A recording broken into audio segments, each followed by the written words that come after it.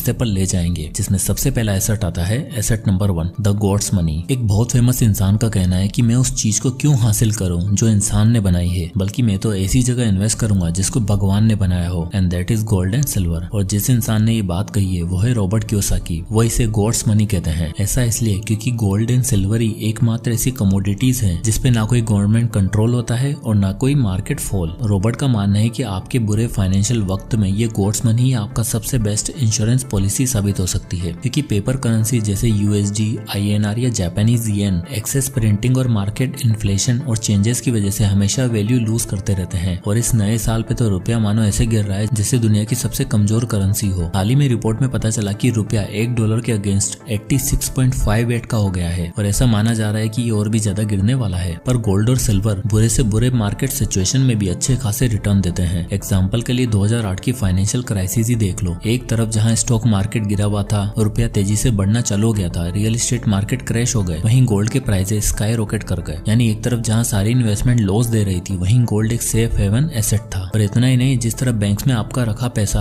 आपके होते हुए भी आपका नहीं है और नहीं उस स्पीड से ग्रो हो पाता है जिस स्पीड से इन्फ्लेशन बढ़ रही है, उससे ठीक उल्टा गोल्ड एक इकलौता ऐसा एसेट है जो घर की अलमारियों में पड़े पड़े भी आराम से मार्केट इन्फ्लेशन को बीट कर देता है और सबसे बेस्ट लॉन्ग टर्म फाइनेंस का सोर्स है। शायद इसलिए धनतेरस हो या दिवाली, अक्षय तृतीया हो या फिर शादी, इंडिया में सबसे ज्यादा गोल्ड ही खरीदा जाता है। अभी हाल ही में गए 2024 का वेडिंग सीजन तो आप जानते ही हो, जिसमें सिर्फ 2 महीने के अंदर अंदर 40 लाख से भी ज्यादा शादियां पूरे भारत में हुई, जिसमें कुल 144 टन ऑफ गोल्ड खरीदा गया। यानी अगर नंबर में देखा जाए तो कुल मिलाकर 2 महीने में भारतवासियों ने 1.15 लाख करोड़ का गोल्ड खरीदा। और इंडियंस के लिए गोल्ड सिर्फ फाइनेंशियल एसेट नहीं बल्कि फैमिली लेगेसी है जो जनरेशन टू जनरेशन पास होती रहती है। इनफैक्ट न्यूज 18 की एक रिपोर्ट के मुताबिक इंडियन हाउस होल्ड के पास इस समय total 21,000 ton of gold reserve है, जिसकी आज के हिसाब से अगर वैल्यू देखी जाए तो है 175.10 लाख करोड़। पर हैरानी की बात तो ये है कि 175 crore gold reserve mostly rich और अपर क्लास के पास पड़ा है और हमारा मिडिल क्लास आज भी बैंक्स, FD और RD जैसे प्रोडक्ट को बेस्ट इन्वेस्टमेंट सोर्स मानता है, क्योंकि इनके हिसाब से अगर कोई गोल्ड खरीद रहा है या पहन रहा है तो वो इंसान शो ऑफ कर रहा है, अपने पैसों को फ्लेक्स कर रहा है, जबकि ये फ्लेक्स नहीं बल्कि ट्रू सेंस में फाइनेंशियल अवेयरनेस दिखाता है, क्योंकि यही इकलौती ऐसी इन्वेस्टमेंट है जो आज से 100 साल पहले भी यूनिवर्सली एक्सेप्टेड और वैल्यूएबल थी और आज से 100 साल बाद भी रहेगी। साथ ही इस गॉड्स मनी को आपका बैंक किसी और को दे भी नहीं सकता